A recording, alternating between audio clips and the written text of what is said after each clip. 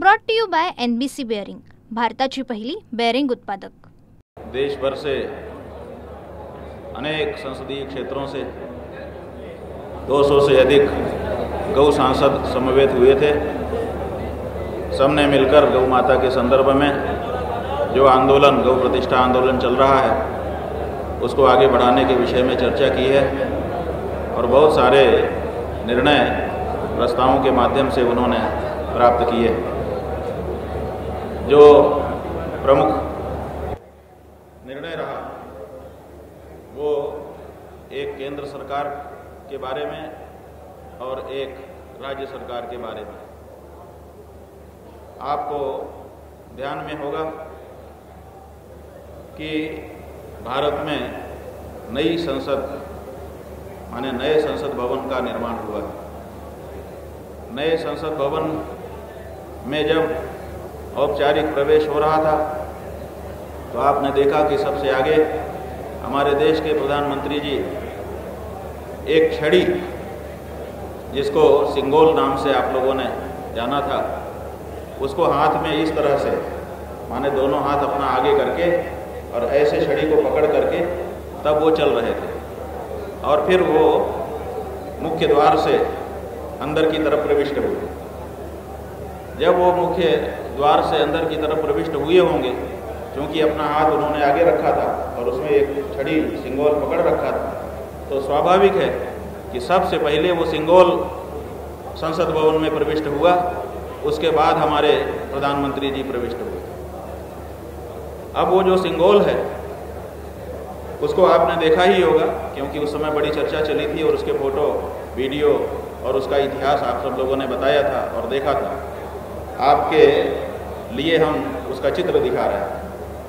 यही वो सिंगोल था, जो एक छड़ी है जिसके ऊपर सोना मढ़ा गया है और उसके मुठिया के ऊपर यहाँ एक डेकोरेटेड चबूतरा बनाया गया है। उस चबूतरे के ऊपर एक आकृति बैठाई गई और आप देख पा रहे हैं ये आकृति वृषभ की है, माने गाय की है। गो शब्द में जो मादा और नर दोनों आ जाते हैं, तो इसका मतलब ये गाय है जो सबसे पहले भारत के नए संसद में प्रवेश करती है। तो आज धर्म संसद में, गौ संसद में बैठे जो गौ सांसद हैं, उन्होंने ये प्रस्ताव पारित किया है कि गाय की मूर्ति ने सबसे पहले नए संसद भवन में प्रवेश किया है। तो हम चाहते हैं कि जल्दी से जल्दी प्रत्यक्ष गौ माता संसद भवन में प्रवेश करे, उनको दिखाया जाए, क्योंकि उनकी मूर्ति का उपयोग पहले ही प्रधानमंत्री जी के द्वारा किया जा चुका है। जब गाय प्रत्यक्ष रूप से अपने देश में विद्यमान है तो फिर उसकी मूर्ति लेकर के क्यों, गाय को लेकर के ही प्रवेश करना चाहिए था। ये बात छूट गई है, इसलिए देश के प्रधानमंत्री जी से ये गौ संसद मांग करती है कि जल्दी ही हमारी जो वेद लक्षणा गौ है, रामा गौ, उसको संसद भवन में प्रवेश करने और संसद भवन का दर्शन करने के लिए आमंत्रित करें। ये एक निर्णय यहाँ पर लिया गया है। अगर इसमें विलंब किया जाता है तो हम हर प्रदेश से वेद लक्षणा गौ को लेकर के निकलेंगे और संसद भवन में प्रवेश कराएंगे। जिनकी मूर्ति घुस सकती है वो प्रत्यक्ष क्यों नहीं घुस सकती? ये गौ माता का अधिकार बन गया, क्योंकि प्रधानमंत्री जी ने उन्हीं की मूर्ति को सबसे पहले संसद भवन में प्रवेश कराया। इसलिए प्रत्यक्ष रूप से उनका प्रवेश संसद भवन में कराया जाए और उनको संसद भवन दिखाया जाए और संसद भवन को गौ माता का आशीर्वाद प्रदान करवाया जाए। प्रधानमंत्री को भी आशीर्वाद होगा, लोकसभा अध्यक्ष को भी आशीर्वाद होगा और वहाँ बैठने वाले हमारे सांसदों को भी इससे बल मिलेगा। यही सोच करके तो गौ माता की मूर्ति को लेकर के प्रवेश किया होगा मोदी जी ने। तो हमारा इतना ही कहना है संसद का कि जब मूर्ति का प्रवेश हो सकता है तो प्रत्यक्ष गौ का क्यों नहीं, और जब प्रत्यक्ष गौ है तो मूर्ति को, सिंबल, प्रतीक को क्यों ले गए? प्रत्यक्ष को ले चलिए, वो काम अभी बाकी है, वो कराया जाना चाहिए। तो एक प्रस्ताव मुख्य ये पारित हुआ। दूसरा, महाराष्ट्र राज्य सरकार के बारे में प्रस्ताव पारित हुआ और वो था कि राज्य माता के रूप में पिछली सरकार ने देशी नस्ल की जो हमारी गौ माता है, जिसको हम लोग रामा गौ कहते हैं, उसको राज्य माता के रूप में उद्घोषित किया गया। लेकिन अभी तक राज्य माता का प्रोटोकॉल क्या होगा और उनके सम्मान की संहिता क्या होगी, इसके बारे में कोई निर्णय सरकार के द्वारा नहीं किया गया है। इसलिए वर्तमान महाराष्ट्र की जो सरकार है उससे हम लोग अनुरोध करते हैं, आज की गौ संसद ने अनुरोध किया है कि शीघ्रातिशीघ्र गौ माता सम्मान, राज्य माता सम्मान संहिता बनाइए और साथ ही साथ गौ माता का, राज्य माता का जो प्रोटोकॉल है उसको भी पारित करिए, ताकि उसी प्रोटोकॉल के अनुसार महाराष्ट्र प्रदेश में गौ माता राज्य माता के रूप में विराजमान हो और उनका असम्मान करने वाले के लिए दंड सुनिश्चित करिए, ताकि अगर कहीं उनका असम्मान होता हो तो कानून के दायरे में हम उस अपमान करने वाले व्यक्ति के विरुद्ध मांग कर सकें दंड की।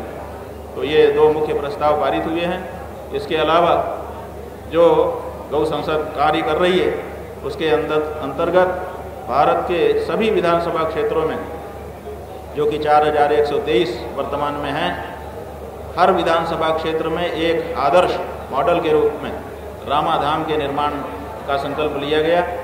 ये रामाधाम 100 गायों के लिए होगा। कुल 108 गायों के लिए वहाँ पर जगह होगी। 100 वहाँ पर प्रत्यक्ष रूप से रहेंगी। 8 इसलिए खाली रखा जाएगा कि अचानक कोई गाय आ जाए, जैसे मेहमान घर में आ जाए, उसके लिए हम लोग जगह रखते हैं। तो 8 खाली जगह रहेगी अचानक के लिए। 100 गाय वहाँ पर नियमित रूप से रहेंगी और उनका जो हमारा धर्मशास्त्र का प्रोटोकॉल है उसके अनुसार वहाँ पर सेवा उनकी की जाएगी, शुश्रूषा की जाएगी और उनका संरक्षण किया जाएगा। जब ये मॉडल हमारा सफल हो जाता है उसके बाद फिर और भी गौधाम निर्मित किए जाएंगे, ताकि जितनी भी हमारी देशी गायें हैं देश भर में वो हमारे संरक्षण में हो जाएं।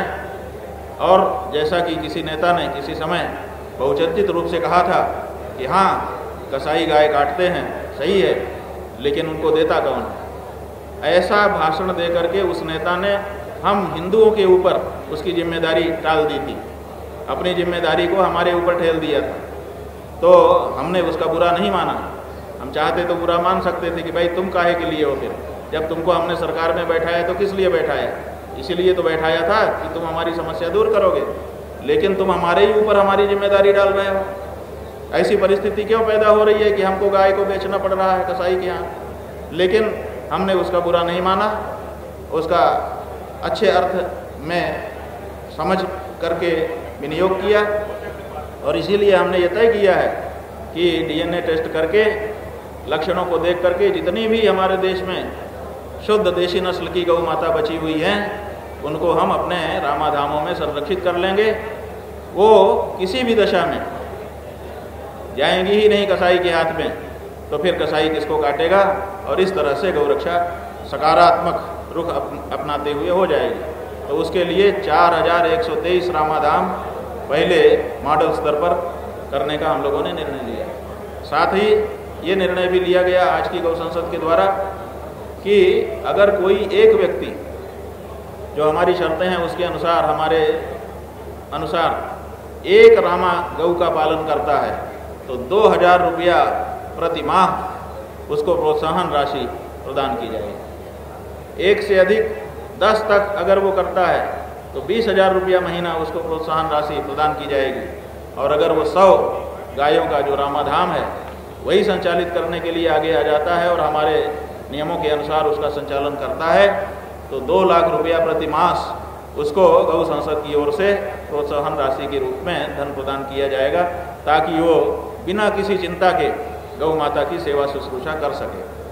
बंधुओं, ये कुछ निर्णय लिए गए हैं। साथ ही जो प्रासंगिक रूप से गौ माता के संदर्भ के निर्णय थे वो भी लिए गए। जैसे अभी 2 दिन पहले ही दर्शन सिंह चौधरी नाम के सांसद ने, जो कि मध्य प्रदेश के होशंगाबाद संसदीय क्षेत्र से चुन करके आए हैं, उन्होंने संसद में खड़े होकर के गौ माता की आवाज़ बुलंद की और कहा कि गौ माता को राष्ट्र माता के रूप में घोषित करना चाहिए। तो हमने उनके लिए भी धन्यवाद का प्रस्ताव पारित किया। इसी तरह से तेलंगाना की सरकार ने मॉडल गौशाला 100 एकड़ में बनाने की जो घोषणा की उसके लिए भी गौ संसद ने उनके लिए धन्यवाद का प्रस्ताव किया। राजस्थान की सरकार ने गौ माता के लिए प्रति गौ माता आधा बीघा जमीन गौचर के रूप में देने के लिए जो घोषणा की है, जो जीओ उन्होंने जारी किया है, उस जीओ को पढ़ करके हम लोगों ने उनके लिए भी धन्यवाद का प्रस्ताव जारी किया। और इसी तरह से जो संसद में खड़े होकर सबसे पहला गौरक्षा बिल गोविंद दास सेठ नाम के सांसद, जो कि जबलपुर के सांसद थे, वो ले करके आए। उस समय नेहरू जी प्रधानमंत्री थे। तो आज की गौ संसद ने उनका भी स्मरण किया है कि भले नेहरू जी के कारण वो बिल पास नहीं हो सका, लेकिन गोविंद दास जी तो ऐसे सांसद थे जो गौ माता की रक्षा का बिल संसद में लेकर के आए थे। उसी तरह से बंधुओं, जब नरेंद्र मोदी जी प्रधानमंत्री बने तो सुब्रमण्यम स्वामी नाम के एक नेता हैं, वो एक गौरक्षा का बिल संसद में लेकर के आए। नरेंद्र मोदी जी के कारण वो बिल पास नहीं हो सका, लेकिन सुब्रमण्यम स्वामी ने तो बिल ले आया। इसके लिए उनका भी पावन स्मरण हम लोगों ने आज यहाँ पर किया। इसी तरह से गुजरात की एक सांसद हैं जिनका नाम है गेनीबेन ठाकुर, उन्होंने भी संसद में खड़े होकर के कुछ महीने पहले गौ माता को राष्ट्रमाता घोषित करने के लिए आवाज़ उठाई थी। उनका भी हम लोगों ने आदरपूर्वक स्मरण किया है।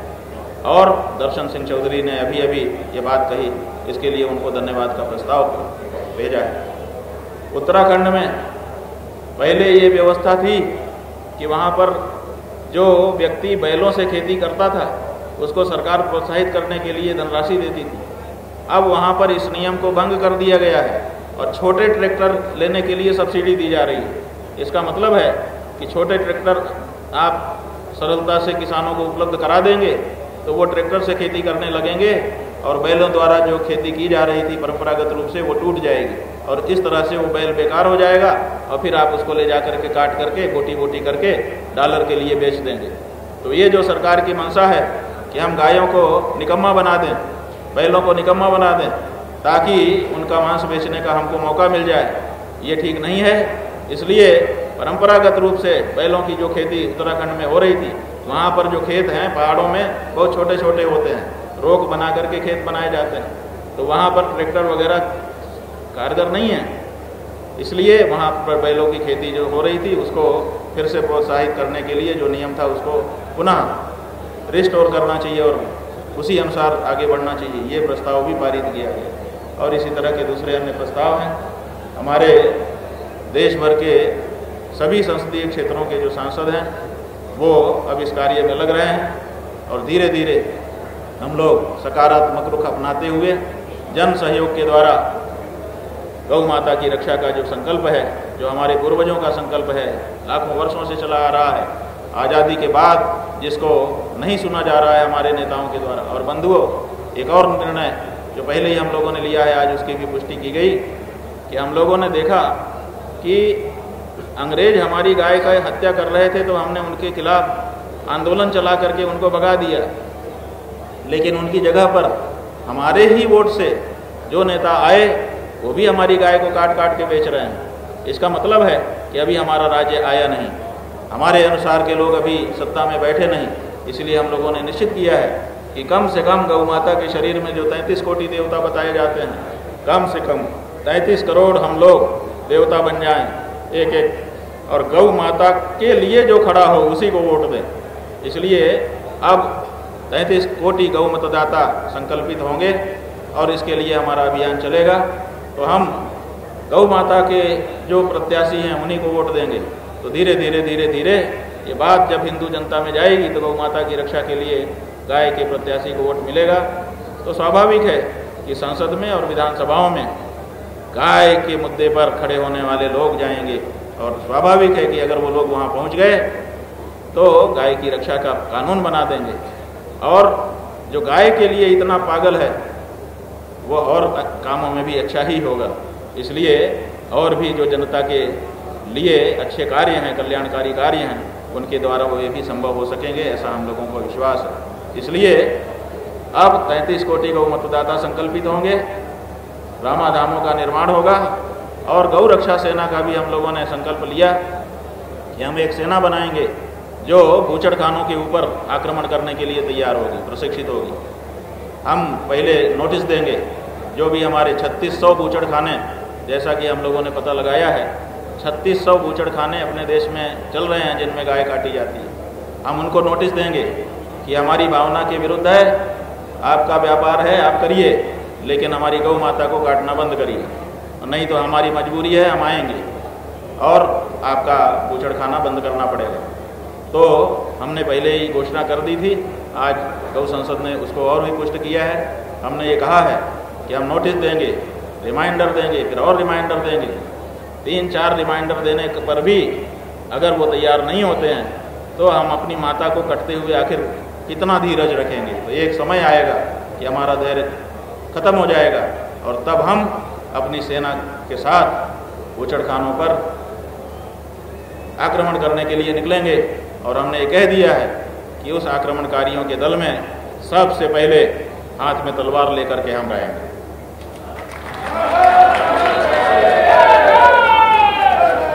इसलिए नहीं कि हमको हिंसा की इच्छा है, इसलिए नहीं कि हमको हिंसा प्रिय है, बल्कि इसलिए कि गौ माता हमारी माता है और हमारी माता काट काट करके बेची जाती हो, इसको हम देख नहीं सकते। वो हमारी मजबूरी होगी और वो मजबूरी हमारी सरकारों के कारण होगी।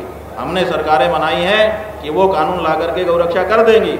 जब वो हमारे ही वोट लेकर के हमारी माँ की रक्षा नहीं कर पा रहे हैं तो आखिर हमारे सामने क्या चारा बचता है।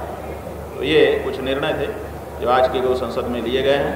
अब एक एक करके अगर आप पूछेंगे तो आपके प्रश्नों का भी हम जवाब करेंगे।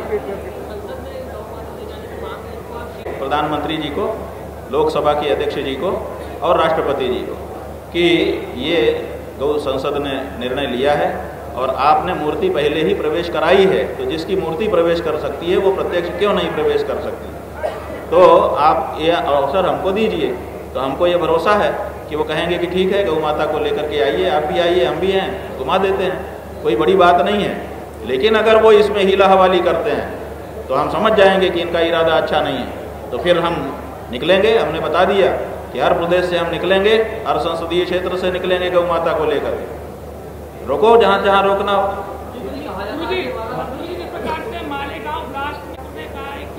हमें प्रताड़ित किया जाता था मोदी जी का नाम लेने के लिए, योगी जी का नाम लेने के लिए, और मोहन भागवत का नाम, इसमें क्या कहना है? बात यह है कि जो उनको कहना था उन्होंने कोर्ट में कहा, कैमरे के सामने कुछ भी कहते हैं, जो कहना था कोर्ट में कहा। अब पब्लिक में कुछ भी कहें, अब चूंकि बरी हो गई तो बरी होने के बाद तो उनको कुछ भी कहने का मौका है। अभी भारत सरकार में वर्तमान में इंग्लिश और मराठी भाषा पढ़ाई जाती है, लेकिन अभी जो वर्तमान सरकार है इसमें हिंदी को भी इसमें लाने की कोशिश की, लेकिन दो भाइयों के दबाव में आकर सरकार ने हिंदी का प्रस्ताव वापिस रद्द कर दिया। पूरी दुनिया में हिंदी तीसरी भाषा है, हिंदुस्तान में बोलने वाली पहली भाषा है। ऐसा सरकार की, भारत सरकार के क्षमता कहेंगे या दो भाइयों की, जिसके बारे में विचारणीय प्रश्न उत्पन्न हो गया है इस निर्णय से। रुको भाई, इनका सुनेंगे हम। हाँ, कहा जाता है कि गौ माता और वेद हमारा धर्म है, तो क्या सरकार हमारे धर्म की हत्या कर रही है? देखो, धर्म है कि नहीं वो तो बाद की बात है। हमारी माँ की हत्या कर रही है। धर्म ना भी हो ना तो माँ की हत्या बेटे बेटी के लिए बहुत बड़ी चीज होती है। माँ की हत्या करने का किसी को अधिकार नहीं है। और गाय हमारी माता है, जन्म जन्म से हमारा उसके साथ नाता है। आप गाय कैसे मार सकते हो? इसलिए धर्म है कि नहीं है वो छोड़ो, हमारी माँ की हत्या कर रहे हैं।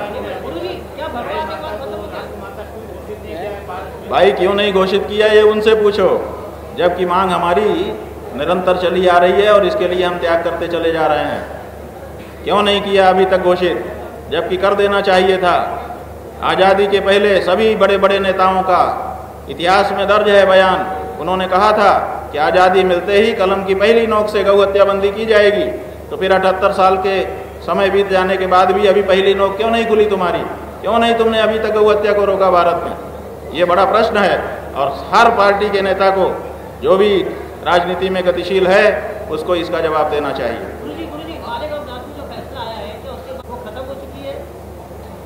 देखिए, फैसला आया है।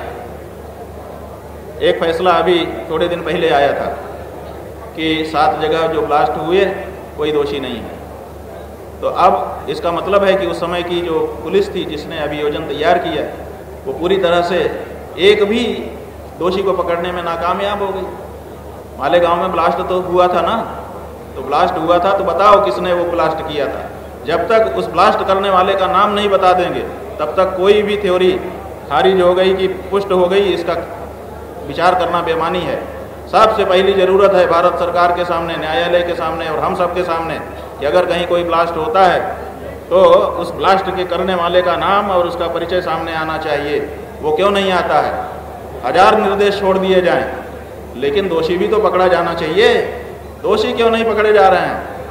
हम तो कह रहे हैं सब निर्दोष है। इसीलिए तो हमने कहा था कि मुंबई चमत्कारी हो गई कि बिना किसी की किए ब्लास्ट हो जाते हैं यहाँ पर। अब मालेगांव भी चमत्कारी हो गया कि अब बिना किए ही हो गया। किसी ने तो किया होगा। आखिर हमारे देश की पुलिस कहाँ है? आखिर हमारे देश का कानून कहाँ है?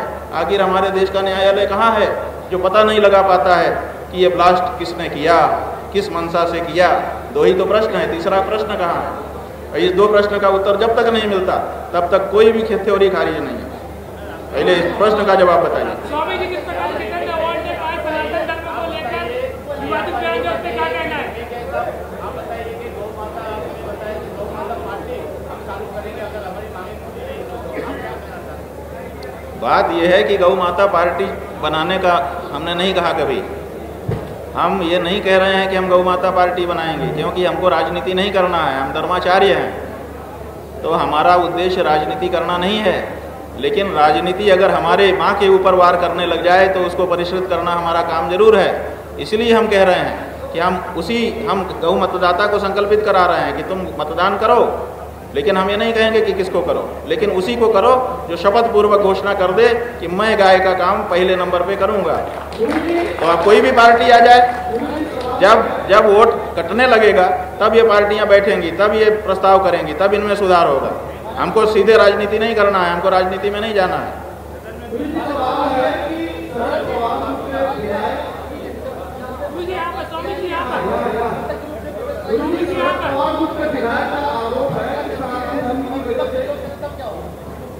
देखिए, जब गौ माता संसद में प्रवेश करने लगेंगी, आपने प्रश्न किया कि आपने ये प्रस्ताव रखा है और ये वाजिब है कि जिसकी मूर्ति प्रवेश कर सकती है वो प्रत्यक्ष क्यों नहीं? जब प्रत्यक्ष उपस्थित है तो फोटो क्यों जाएगा?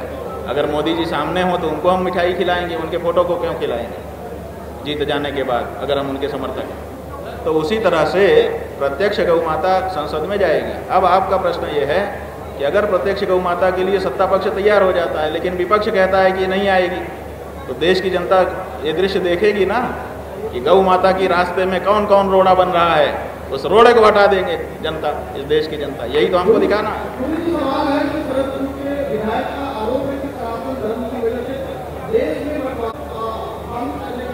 किसका आरोप है? देखिए,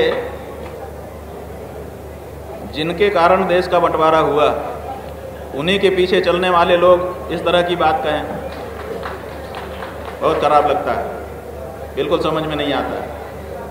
जिनके कारण देश 2 टुकड़े हो गया वो हम नहीं हैं, वो दूसरे लोग हैं, और आप उन्हीं की राजनीति करते हो और इस तरह की बात उठा रहे हैं। हिंदू ने कब बांटा?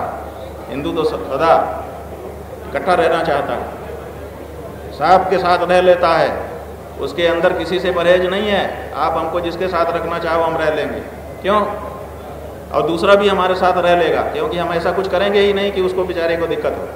तो हम सबके साथ रह सकते हैं क्योंकि हम तपस्वी हैं, हर परिस्थिति में हम रह सकते हैं और दूसरे को भी हम तकलीफ देते नहीं हैं, इसलिए कोई भी हमारे साथ रह सकता है। हमारे कारण देश का टुकड़ा नहीं हुआ, जिनके कारण हुआ उनकी राजनीति पहले छोड़ो, फिर इस तरह का प्रश्न उठाओ, हम जवाब देंगे।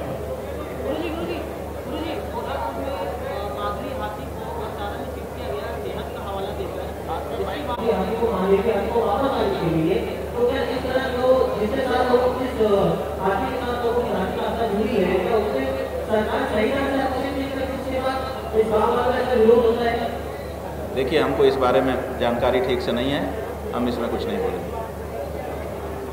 संसद के उस जगह से जहाँ पे गोलियाँ चलाई गई थी, वहीं जा करके वृंदावन से पैदल चल करके उसी जगह पर गए थे।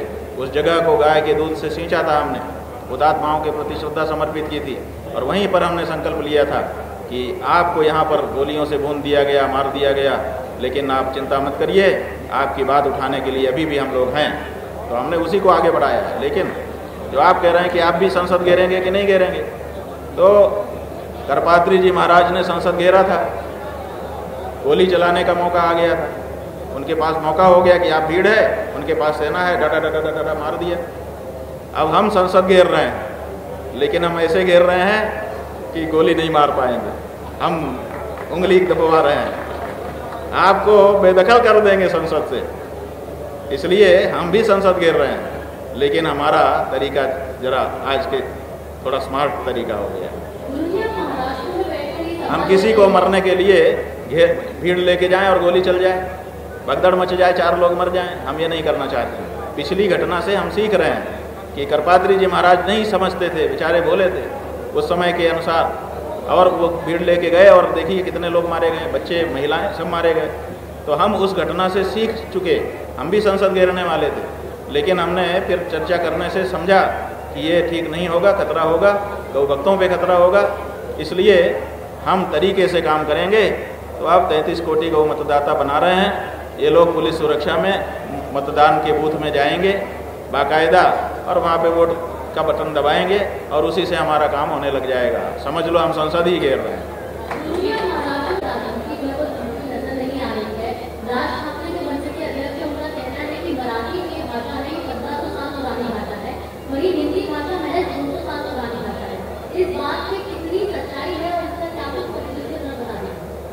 देखिए, इतिहास की जानकारी ठीक से करनी चाहिए। क्या इतिहास है? इतिहास ये है कि 2 भाषाएं हैं जिनके बीच में विवाद है, एक है हिंदी और दूसरी है मराठी। अब आप देखिए कि हिंदी भाषा कब रिकॉग्नाइज हुई और मराठी भाषा कब रिकॉग्नाइज हुई।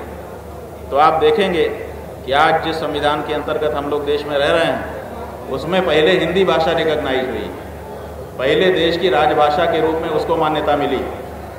तब महाराष्ट्र प्रदेश ही नहीं था, तब ये मुंबई नाम से प्रदेश था, और गुजराती और मराठी दोनों मिलकर के रहते थे। बाद में 1956 ईस्वी में आज़ादी के बहुत बाद ये आंदोलन शुरू हुआ, पूना से शुरू हुआ, और इस आंदोलन को धीरे धीरे धीरे बढ़ाया गया। और ये आंदोलन भी हमारे गौ आंदोलन की तरह से फेल हो रहा था, परवान नहीं चढ़ रहा था। आप इतिहास उठा करके देख लीजिए, हमने पढ़ लिया।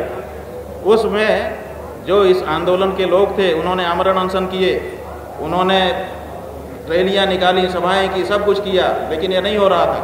और हुतात्मा चौक बना हुआ है आपके मुंबई में, 156 लोग वहाँ पर मार दिए गए थे। वो इतिहास है। वो महाराष्ट्र प्रदेश की मांग करने वाले लोग थे, माने हिंसक आंदोलन हो गया, तब भी कुछ नहीं हो रहा था। और तब आंदोलनकारियों ने निर्णय लिया, वही निर्णय हमने महाराष्ट्र से सीखा है। मैं मराठी नहीं सीख रहा हूँ, महाराष्ट्र से भी सीख रहा हूँ।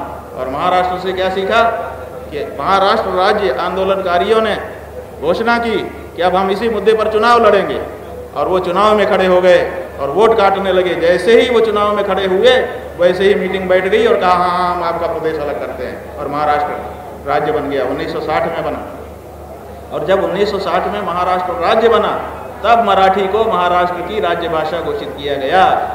तो इतिहास में पहले हिंदी रिकॉग्नाइज हो गई है, तब मराठी रिकॉग्नाइज हुई।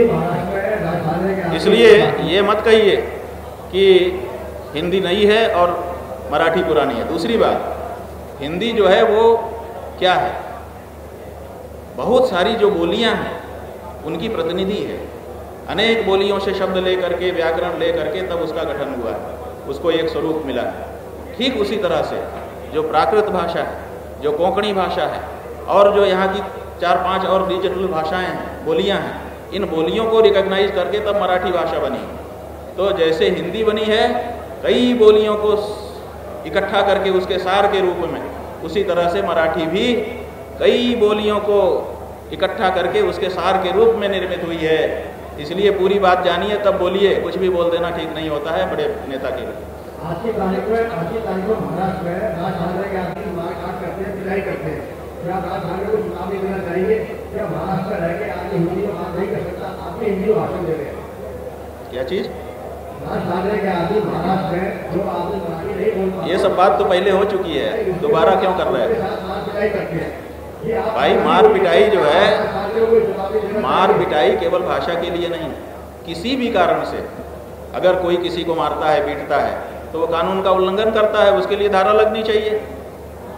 कारण कुछ भी हो, किसी को मारने का, किसी को पीटने का कैसे अधिकार मिल जाएगा? कानून कोई अपने हाथ में कैसे ले सकता है? इसलिए भाषा के साथ इसको मत जोड़िए। मारना गुनाह है, और वो किसी को भी पीट देना, किसी को भी मार देना, ये गुनाह है, क्राइम है, और इसको क्राइम की धारा में पंजीकृत करना चाहिए। ये किसी भी कारण से हो, मार नहीं सकते आप किसी को। हाँ जी, भाई हो रही है, तो अब इसको तो सरकार बैठी हुई ना, सरकार को देखना चाहिए। पूर्व मुख्यमंत्री पृथ्वीराज चौहान ने एक विवादित बयान करने का प्रयोग किया, उस पर क्या कहना है? अरे भाई, हमने कह दिया, एक ही बात को बार बार पूछते हैं। हमने कहा कि जब तक मालेगांव का दोषी नहीं सामने आ जाता है, तब तक उसके बारे में कुछ भी आप राजनीतिक वक्तव्य देते रहिए। सबसे पहला काम है कि ब्लास्ट हुआ, उसमें कितनी क्षति हुई, कितने लोग मारे गए, उनको न्याय देना है, और इसके लिए ज़रूरी है कि ब्लास्ट करने वाले को हम खोज सकें। तो उसमें पूरी बुद्धि लगाना चाहिए। अगर पृथ्वीराज चौहान या जो भी हैं, अगर वो संवेदनशील हैं, तो वो अपनी संवेदना दिखाएं और मालेगांव ब्लास्ट के जो भी दोषी हैं उनको सामने लाने के लिए मदद करें। तब तो हम समझें कि वो कुछ नेतागिरी कर रहे हैं, और केवल वक्तव्य देने से कुछ नहीं होगा। हाँ, क्या चीज़? हम अमृत महोत्सव में भी एक एक्सपोर्ट में नंबर 1 बन गए, तो कौन सा अमृत महोत्सव है ये? हाँ, तो यही तो बात है ना, अमृत महोत्सव मनाया जा रहा था। हर एयरपोर्ट पे अमृत महोत्सव, आज़ादी का अमृत महोत्सव, आज़ादी का अमृत महोत्सव, ये लिखा गया था। आप हमसे एक पत्रकार ने आप ही के जैसे पूछा था कि अभी तक कहाँ थे आप, अभी क्यों आप बड़ा गौ रक्षक बन करके निकल के आ गए? तो हमने उसको यही बताया था कि भैया अभी तक भी थे, अभी तक भी भावना थी, लेकिन जब हर चौराहे पर आज़ादी का अमृत महोत्सव, आज़ादी का अमृत महोत्सव हम देखने लग गए आपका बोर्ड, तो हमको ये बात ज़्यादा पीड़ा देने लग गई कि हम अमृत महोत्सव मना रहे हैं और अमृत दूध देने वाली गाय को काट काट के बेच रहे हैं।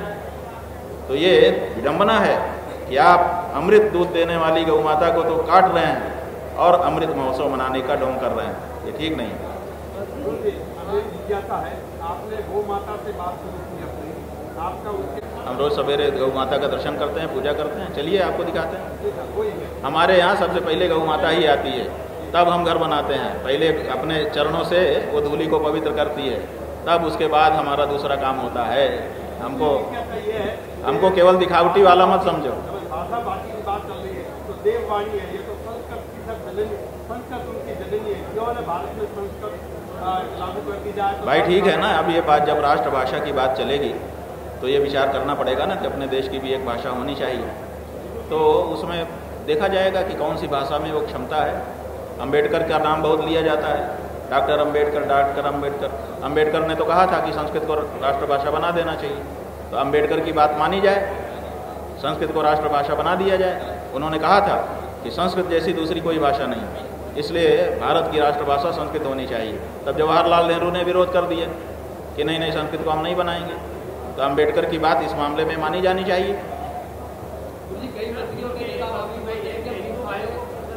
हाँ, किसको किसको? हिंदू भाई, देखो भाई शब्द जो है ना, इसी में सारा राज छिपा है। भाई वो होता है जिसकी माँ एक हो।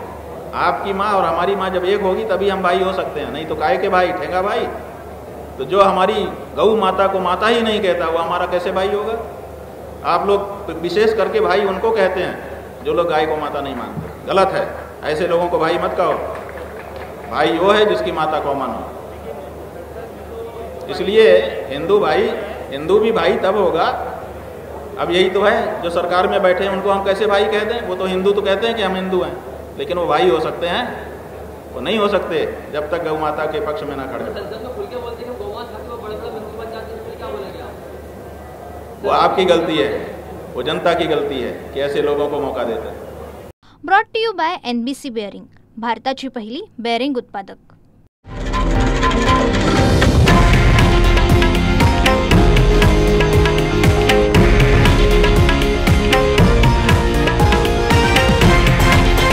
हे आहे देशातील नंबर 1 न्यूज नेटवर्क आणि आपण पाहत आहात TV9 मराठी, एकमेव